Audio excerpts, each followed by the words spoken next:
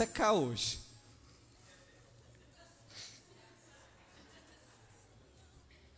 Desde que eu cheguei, eu estou chorando.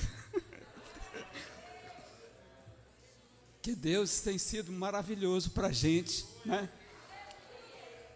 21º é bom, e a gente só tem que agradecer a Deus e dar glória a Deus, e sentir essa alegria do Espírito Santo, que Ele tem falado conosco profundamente nesta manhã, e eu acredito que ainda vai continuar o dia todo, né? Nós temos aí, igual como Israel, né? Temos um dia que nós separamos para adorar, para glorificar e para bendizer o nome do nosso Deus e aprender na casa dele. Que coisa maravilhosa, essa oportunidade que nós temos, né, de estar na casa de Deus, aprendendo a palavra de Deus. Então nós estamos aí, o tema da EBON é o Obreiro Aprovado, livro do pastor, como é o nome do pastor? Pastor Valdir. Pastor Valdir, e o tema que caiu para mim foi o capítulo 11, eu acho que é 11, 7:9, tá? 7:9, eu acho que é o capítulo 11 mesmo. E é difícil falar, né, depois dessa infusão do Espírito Santo com o pastor Matusalém, também um ensino tão grandioso com o pastor Sebastião, pastor João Alberto pela manhã, né, que Deus tocou profundamente no nosso coração. Então Deus tem sido maravilhoso conosco. Hoje é só bênção de Deus para a nossa vida. Vamos lá no primeiro tópico, então, nosso tema é, qual é o tema? Muito bem, né? Nós vamos falar sobre as qualidades do obreiro. As qualidades do obreiro. Nosso texto de referência está aí em 1 Timóteo capítulo 4, né? 4, versículo 15 ao 16, que nos fala assim: medita estas coisas, ocupa-te nelas, para que o teu aproveitamento seja manifesto a todos. Tem cuidado de ti, que o pastor, né, Matusalém frisou bastante isso, de ti mesmo e da sã doutrina. Persevera nestas coisas, porque fazendo isto te salvarás tanto a ti como aos que te ouvem. Tem um outro texto de referência que não está aqui, né?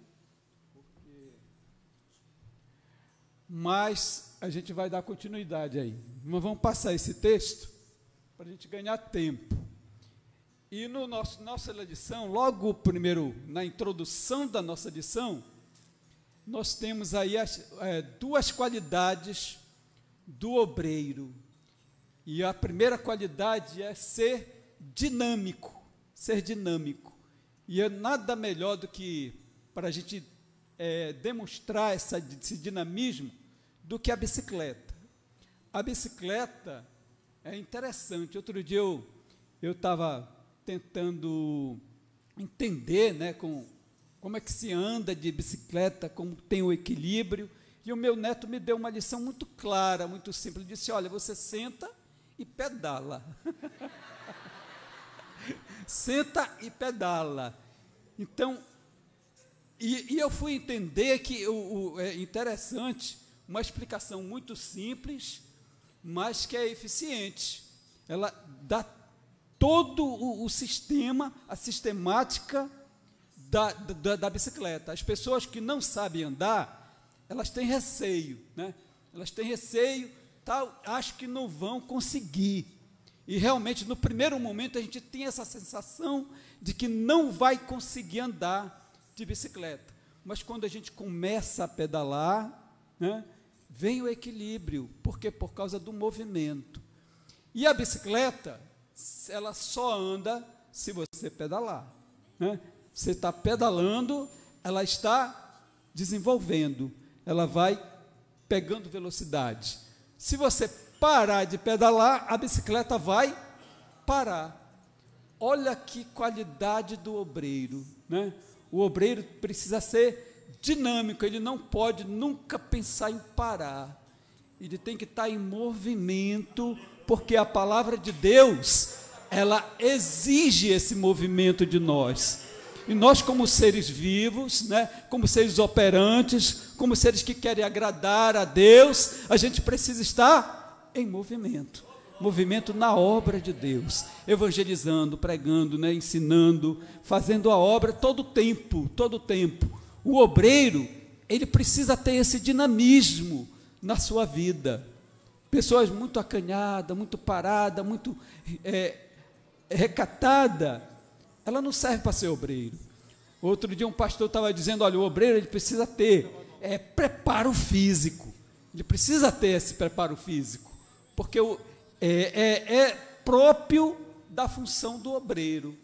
Então, normalmente, né, as pessoas dizem, não, o pastor tem que ser mais recatado, mas não, nós precisamos ter esse dinamismo, e contínuo, né, sem exceção, continuando pedalando, né, e dando movimento à obra. A obra não pode parar. Nós vemos que há 21 anos atrás, nós começamos acreditando na EBON, no ITAV, na Rádio Amazônia Viva, enfim, cada projeto que vai surgindo, vai nascendo, vai crescendo com a igreja, e a igreja vai estando em movimento. Essa é o dinamismo que nós temos que ter com característica. Então, você que almeja, né, ser um obreiro, você precisa ser dinâmico, precisa ter essa alegria, esse movimento e essa noção de que Deus te chamou para uma obra e essa obra não pode parar. Você tem que dar continuidade a ela. Muitas pessoas querem desistir no meio do caminho, mas não é para desistir, não é para olhar para trás, não é para esmorecer com as dificuldades. Vão surgir 1000 problemas, 1000 dificuldades. Nós vamos ter muitas coisas no nosso caminho, mas nós precisamos continuar sempre com o mesmo dinamismo, com o mesmo movimento, com a mesma alegria. E é isso que nos motiva, porque o Espírito Santo de Deus na nossa vida, ele dá esse movimento, ele dá essa vida que a igreja precisa para se manter sempre em movimento, sempre em atividade. A outra característica, vamos ver no outro, é ser frutífero. Então, olha lá, então tem que ser dinâmico e tem que ser frutífero. Jesus, certa vez, passou com os discípulos e ele desejou comer um figo, né? E não tinha o fruto na figueira. E ele amaldiçoou aquela figueira. Não porque por conta da figueira, mas para dar um exemplo para os discípulos. O discípulo, ele precisa ser frutífero. E o capítulo 15 de João, do Evangelho de João, é o Evangelho dos frutos. Eu sempre gosto de ler esse capítulo, porque desde o primeiro versículo até praticamente o último, ele está falando a respeito do fruto, né? Ele diz assim, eu sou a videira verdadeira e vós as varas. Toda vara que está em mim e que produz fruto é limpado para que dê mais fruto, mas a vara que não dá fruto, o que acontece? Corta e lança fora, porque essa vara não produz. Olha aí, então nós fomos chamados para produzir, para dar frutos, para estar sempre operando, né, atuando, né, fazendo a obra de Deus. Deus não chamou ninguém para ficar de braços cruzados. Você pode até rejeitar o chamado de Deus, dizer, não, a obra não é para mim, né? Eu não tenho capacidade, eu não tenho experiência, eu não tenho conhecimento. A gente sempre se deprecia, né? A gente sempre se coloca para baixo, mas Deus, ele conhece a nossa estrutura, ele sabe que nós temos a deficiência, temos o problema, temos as dificuldades, mas Ele não olha para isso. Ele não olha para a nossa insignificância, mas Ele olha para aquilo que nós podemos produzir quando Ele age na nossa vida, no nosso coração, nos motivando, nos enchendo do Seu Espírito Santo. É isso que Ele olha. Então, Ele olha o resultado que nós podemos produzir. Nós olhamos as aparências, nós olhamos apenas aquilo que está em volta de nós, e isso nos prejudica, porque eu não vou dar conta, e acaba desistindo da obra, e perde a bênção, porque quando nós deixamos de nos envolver na obra, nós perdemos a bênção de Deus. Nós perdemos a bênção de Deus, porque nós somos abençoados, né? Porque nós nos envolvemos com a obra, porque nós estamos envolvidos, e eu digo isso como experiência própria, viu? Como experiência própria. Para vocês terem uma ideia, eu nasci com 10% da visão, com óculos, então não dá para enxergar praticamente ninguém. Daqui eu não enxergo a fisionomia do pastor, não dá para eu ver, né? Para vocês verem quanto é grave o problema.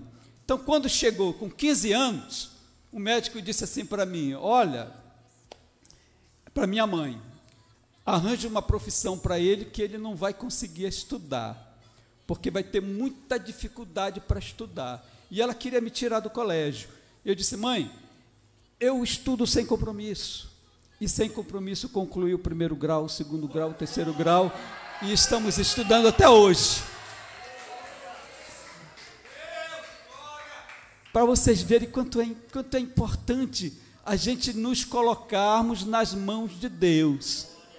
Com 18 anos, eu passei no concurso público do Tribunal do Trabalho, um órgão federal. Eu passei em 17º lugar, né? Deus tinha me dado um pouquinho de conhecimento e eu consegui uma boa classificação. Fui chamado e aí me deram um monte de exames para tirar, e dentre eles o exame de vista. Meu Deus.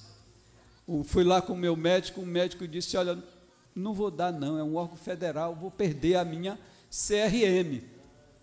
Eu vou perder. E ele não queria me dar. Olha lá, né? Mas antes disso é interessante, como nesse período que eu estava na adolescência, eu aceitei Jesus com 16 anos, e é interessante, quando eu aceitei Jesus, na verdade, eu fui procurar o CETAD, o seminário lá da Vileta, eu fui procurar antes de aceitar Jesus.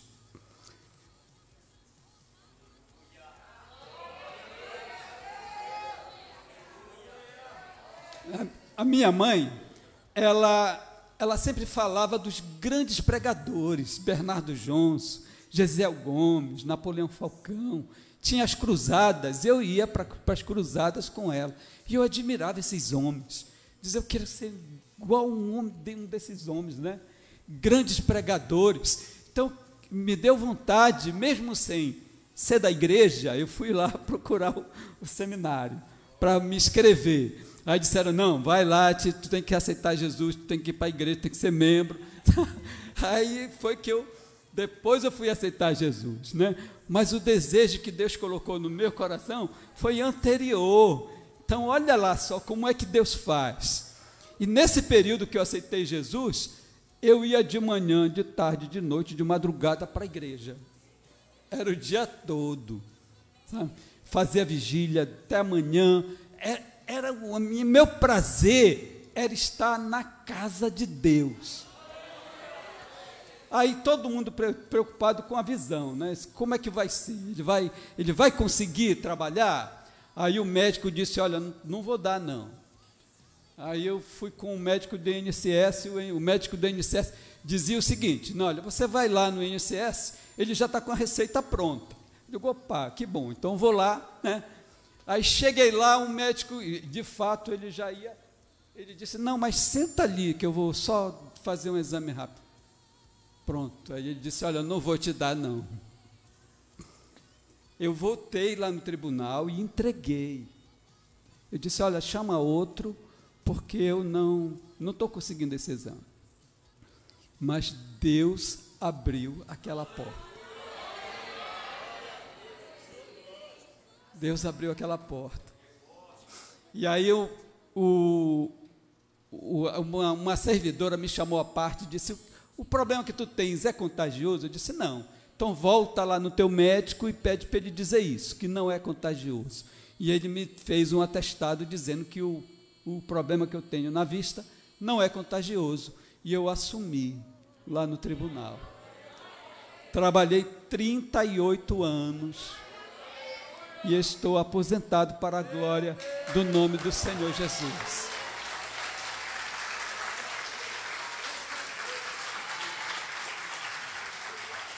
Vale a pena a gente ser fiel a Deus.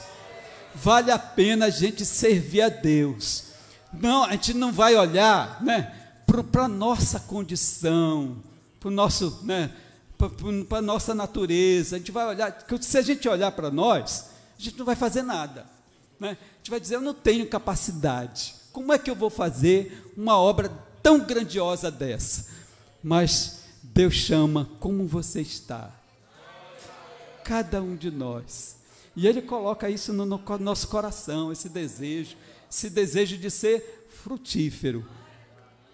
Olha, para vocês terem uma ideia, eu gosto muito da escola dominical. Eu sou professor da escola dominical há 40 anos. Ah.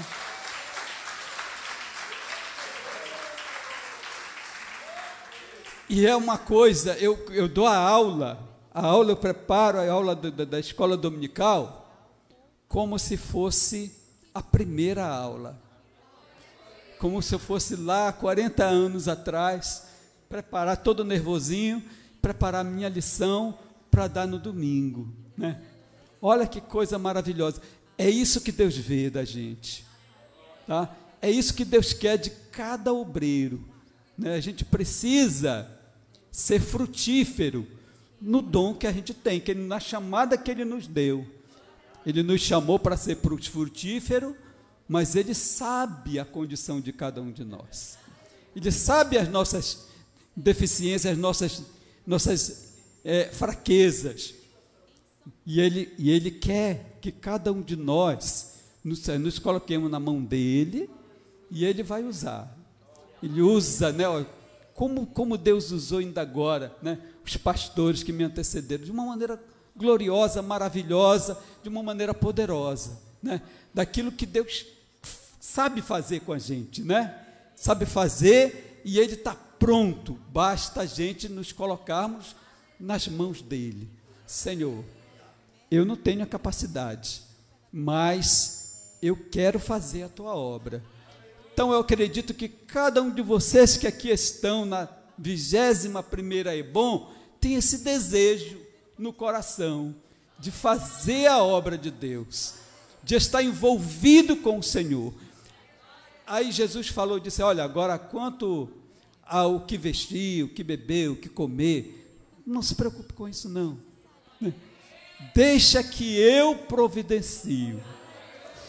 Deus não vai deixar faltar nada para você. No momento que você estiver envolvido na obra, Deus vai estar abençoando a sua vida, e você está glorificando a Deus, porque Deus, Ele é fiel para com a sua palavra e para com o seu povo. Glória a Deus. Vamos lá, próximo.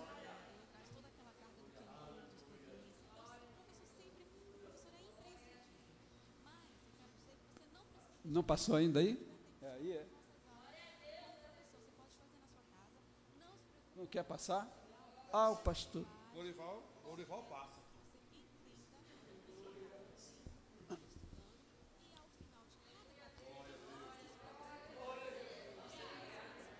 Glória a Deus. Eu acredito que o próximo passo, sim. A qualidade do obreiro, ele precisa ser aprovado, né?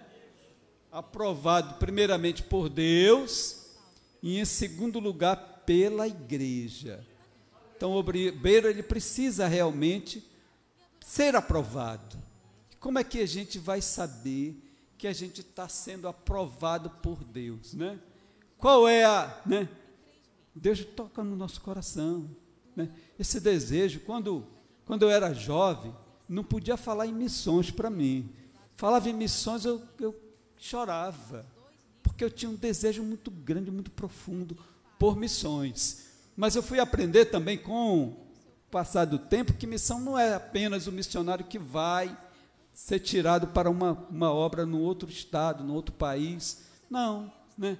A gente pode fazer missões na nossa casa, no nosso vizinho, no nosso bairro, onde a gente trabalha. A gente é um missionário, a gente foi chamado para uma obra, e a obra é ganhar frutos, frutificar para Deus. Então o obreiro precisa ser aprovado por Deus, e quando ele é aprovado por Deus, automaticamente a igreja, ele vai estar em evidência para a igreja, e a igreja vai chamá-lo para a obra, vai envolvê-lo.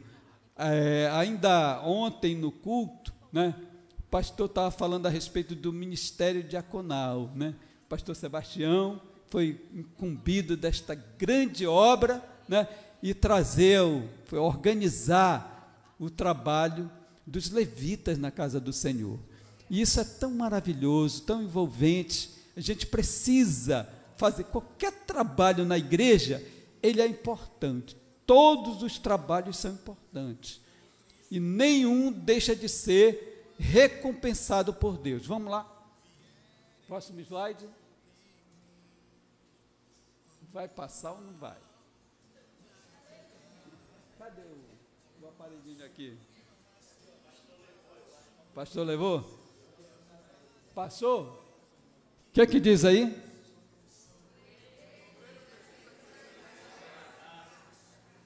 O obreiro precisa ser? Eu não entendi o que vocês falaram. O obreiro precisa crescer na graça. Olha aí. Então esse versículo que está aí, Pedro, né? Segundo Pedro 3,18, a gente vai usar ele duas vezes, porque tem os dois tópicos da nossa lição, fala desse versículo. O primeiro fala da graça e o segundo do conhecimento. Então aqui estamos falando que o obreiro precisa crescer na graça. O que significa isso, crescer na graça, né? A gente precisa estar crescendo, estar sempre evoluindo. Você já pensou? Uma criança, ela nasce e ela é alimentada com leite materno, não é isso? E o leite materno é o melhor alimento. Então, quando a criança ela é amamentada, rapidamente ela se desenvolve. Com 6 meses, ela está cheia de dobrinha, né? Eu gosto muito de nenenzinho, porque realmente é uma coisa de Deus. E ela vai se alimentando, vai crescendo. O obreiro também ele não pode passar 10, 20, 30, 40 anos sem crescer na igreja. A gente precisa ter esse crescimento, tá? Se desenvolver. Como é que a gente vai desenvolver? Né? Nos colocando sempre à disposição do ministério, do pastor, estando em evidência. Né? As pessoas se esforçando, né? Buscando, com certeza a gente vai ter o crescimento. Né? E a gente precisa também nos preparar. Né? A gente precisa ser visto pelo ministério, mas eu preciso estar me preparando. Ontem o pastor falou que está fazendo mestrado, né? Pela online, né? Numa faculdade dos Estados Unidos. E eu estou fazendo teologia, bacharelado em teologia pela Unicesumar, lá de Maringá, né? Nós já começamos esse mês praticamente, e olha que curso maravilhoso. Realmente a gente vai ver que tem muita coisa para a gente apresentar, para a gente aprender ainda. E vejam bem, todo mundo acha, diz, eu completei 60 anos agora, dia 20 de agosto. 60 anos. Mas você acha que a gente, com 60 anos, vai cruzar o braço, se jogar numa rede e dizer, não, acabou? Não. Né? Eu admiro, não sei se o pastor Ribamar está aqui, mas geralmente, tá? Não, né? Mas normalmente o pastor Ribamar é um exemplo para mim. Ele é o ancião da igreja, ele é pastor desde o início da igreja, muito antes, né? Ele já veio pastor do outro ministério, mas ele está com a gente desde o início, lá 20 anos atrás, o pastor Ribamar, e fiel, está ali todo o tempo, né? Trabalhando, desenvolvendo, sendo servo, né? Sendo servo, e ele é um exemplo, um espelho para mim, o pastor Ribamar, viu? Muito bem, vamos lá? Então, precisamos crescer na graça. Não vai passar isso. Opa! E aí, o que é que diz?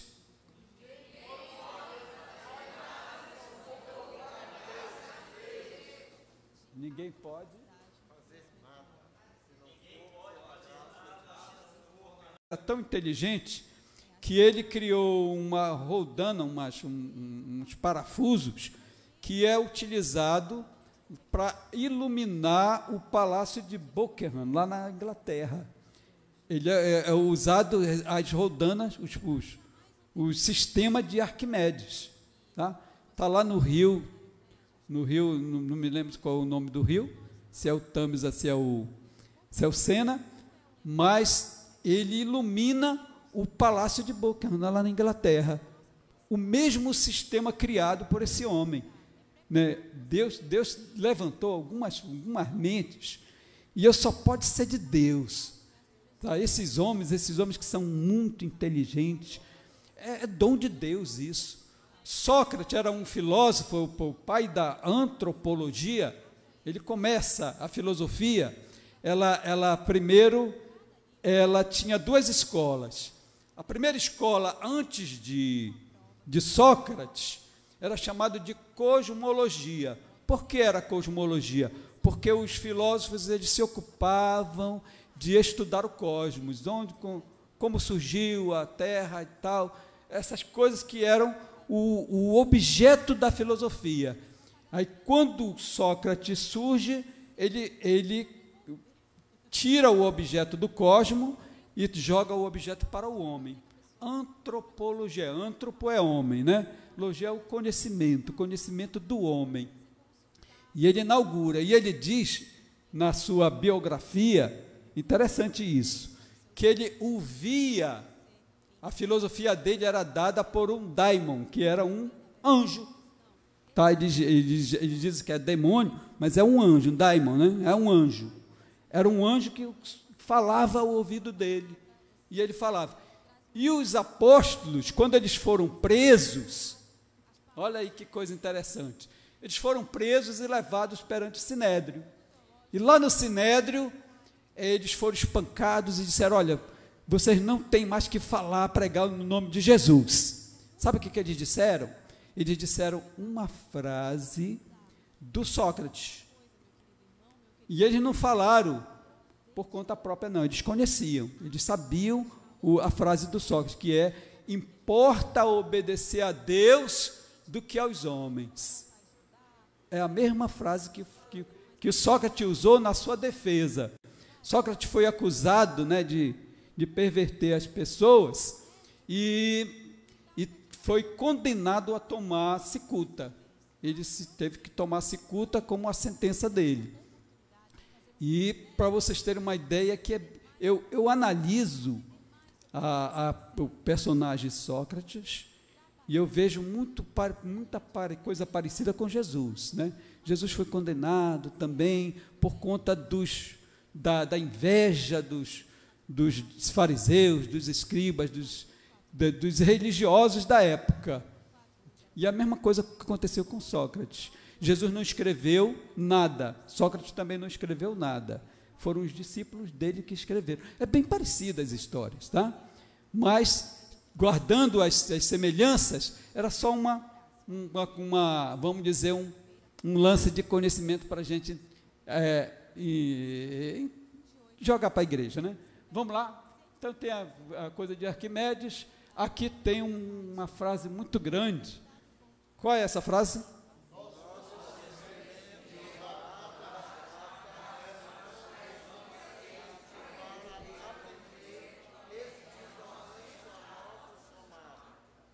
Eu acho que eu vou procurar esse coisa aqui no meu...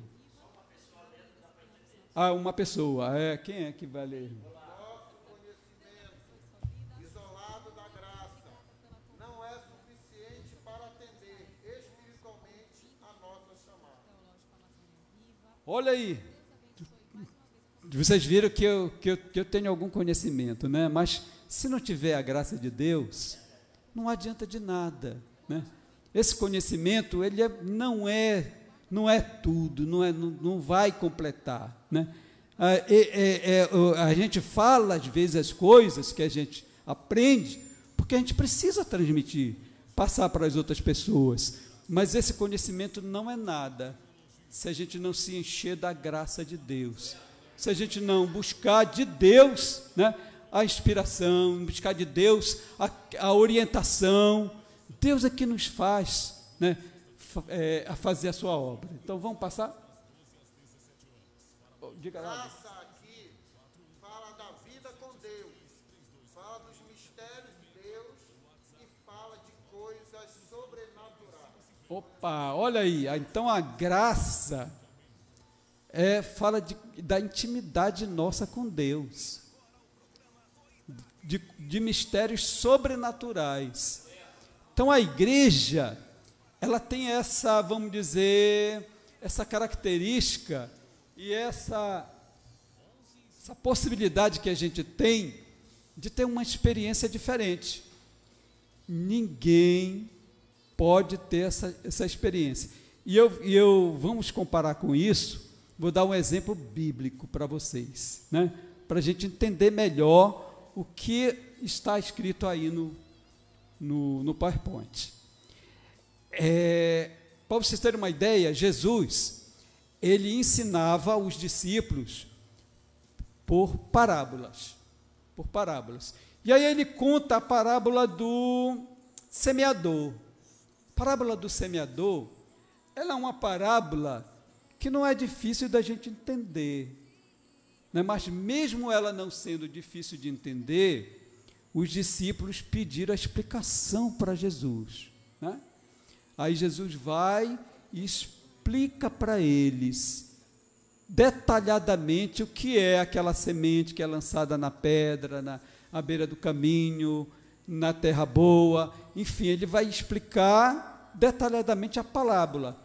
Mas, inicialmente, o que aconteceu com os discípulos? Eles estavam com os olhos vendados, estava obscurecida a palavra de Deus. Isso acontece com as pessoas lá fora. Tem gente lá fora que conhece a Bíblia até mais do que nós. Conhece tudo. Lê, sabe a história, sabe os versículos, mas não tem o discernimento que nós temos, porque nós temos o Espírito Santo de Deus na nossa vida. E é Ele que nos ensina.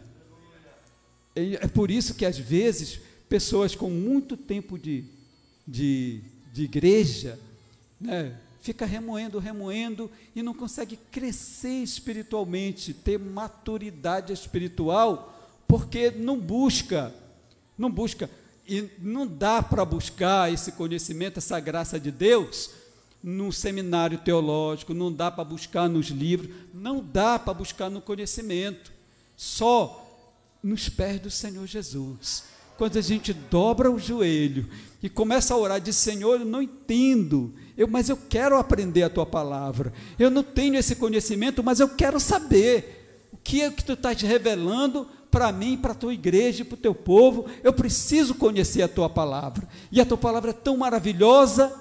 E tinha um versículo na Bíblia que eu passava por ele, e toda vez que eu lia, eu esbarrava e dizia assim: que significa isso? Né? Que é o versículo que fala sobre o amor de Deus. Quando diz lá em Efésios 3,18, diz assim, e conhecereis a altura e a profundidade, a largura e o comprimento do amor de Deus, que excede todo o entendimento. E eu dizia, meu Deus, como é que eu vou entender isso, altura e profundidade e largura e comprimento, como é que eu vou entender? E eu orava e pedia a Deus, me dá um discernimento da tua palavra. E Deus me deu. Ele disse, olha, as medidas horizontais, largura e comprimento, são exatamente isso que quer dizer, largura e comprimento. Por exemplo, aqui no templo, nós temos 8 de comprimento, 10, 12, né? 7 de largura por 24 de comprimento. Aí eu faço o cálculo, eu digo, não, aqui dentro do templo dá 200 pessoas. 200 pessoas. Então, eu preciso atingir as 200 pessoas, 300 pessoas que estão neste ambiente. Ah, não, mas aí eu primeiro preciso... Quem é que está horizontalmente do meu lado, logo de início? É a minha família, é a minha casa. Então, eu preciso olhar para os meus familiares, a minha família, minha esposa, meus filhos, eu preciso cuidar deles, porque eles são almas preciosas para Deus. Tem muito pastor, muito obreiro, muitas pessoas envolvidas com a obra que não cuida da sua família. E aí, depois fica lamentando, né? Não adianta eu ter um cuidado, eu ser um grande pastor, cuidar das ovelhas, e na minha casa, a minha ovelhinha está precisando da palavra de Deus, está precisando da salvação, está precisando de libertação. Eu preciso olhar para a minha família. Então, quando a medida horizontal, né, largura e comprimento, é exatamente isso. Eu vou atingir a minha família, o meu vizinho, a minha rua, o meu bairro, o meu estado, a minha cidade, enfim, eu preciso alcançar todas aquelas pessoas que estão horizontalmente à minha direita, à minha esquerda, na minha frente e atrás. Eu preciso atingir com a palavra de Deus. Essa é o nosso objetivo. E a altura e a profundidade, a altura são as pessoas que estão acima de nós na pirâmide social. Olha, Deus nos leva, às vezes, diante de reis, de pessoas investidas de autoridade. Eu trabalhei com desembargadores, né? Então, a minha vida, o meu testemunho precisava estar refletindo naquelas vidas. E é interessante que quando eu estava lá no plenário, tinha uma advogada que ela ia usar da tribuna, e eu achava lindo, ela chegava, né, todos saúdam os desembargadores, né, Vossa Excelência, tal, e ela dizia, eu saúdo a todos com a paz do Senhor. Eu sempre achava linda a doutora Cristiane falar isso, né, porque ela era a saudação dela para os desembargadores, para o plenário, para todos, né, que estavam naquele plenário. E eu sempre gostei, porque foi algo que eu achei lindo dessa manifestação dela, de falar de Deus lá para os desembargadores, e sempre foi uma pessoa realmente de um testemunho para nós, ver o quanto ela falava de Deus.